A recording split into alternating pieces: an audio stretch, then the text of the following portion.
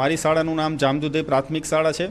આ શાળામાં બાલવાટિકાથી 1 થી 8 ધોરણ સુધીના બાળકો છે અને કુલ 90 જેટલા બાળકો છે એ અભ્યાસ કરી રહ્યા છે। સાહેબ 90 જેટલા બાળકો અહીં અભ્યાસ કરી રહ્યા છે, અન્ય જે ક્લાસરૂમ છે એમાં શિક્ષકો પણ નથી, માત્ર આખી શાળામાં તમને એક અમને જોવા મળ્યા।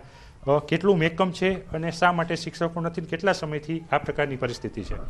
શાળામાં કુલ મંજૂર મેકમ 5નું છે। 3 શિક્ષક 6 થી 8માં અને 2 શિક્ષક બાલવાટિકાથી લઈ અને 5 ધોરણ માટે છે। અને છેલ્લા 1 વર્ષ થયા 29 ફેબ્રુઆરી 2024થી શાળામાં હું એક જ શિક્ષક કામ કરી રહ્યો છું।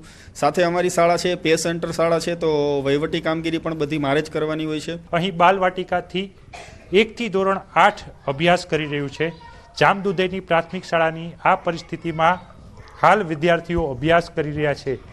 પ્રાથમિક શિક્ષણ એટલે કે પાયાનું શિક્ષણ મેળવવા માટે માત્ર એક શિક્ષક, અને એ પણ 9 ક્લાસ વચ્ચે 90 બાળકોને એક શિક્ષક કેવી રીતના ન્યાય આપી શકે, આ પણ એક મોટો પ્રશ્ન છે। ત્યારે શિક્ષણ તંત્ર છે તે શું કરી રહ્યું છે, શિક્ષણમાં કેવી રીતના વિદ્યાર્થીઓ અભ્યાસ કરી અને આગળ વધશે, એના ઉપર અનેક પ્રશ્નાર્થો ઉઠી રહ્યા છે। જે વિદ્યાર્થીઓ શાળામાં ભણવા જતા હોય છે, હવે તે પોતે જ શિક્ષક બની બાળકોને ભણાવે છે। વિદ્યાર્થીઓનું કહેવું છે કે તેમને ભણાવવા ફક્ત એક જ શિક્ષક છે અને એ પણ એક સાથે 90 વિદ્યાર્થીઓને કેવી રીતે ભણાવે, તેથી તેઓ પોતે જ અન્ય વિદ્યાર્થીઓને ભણાવે છે।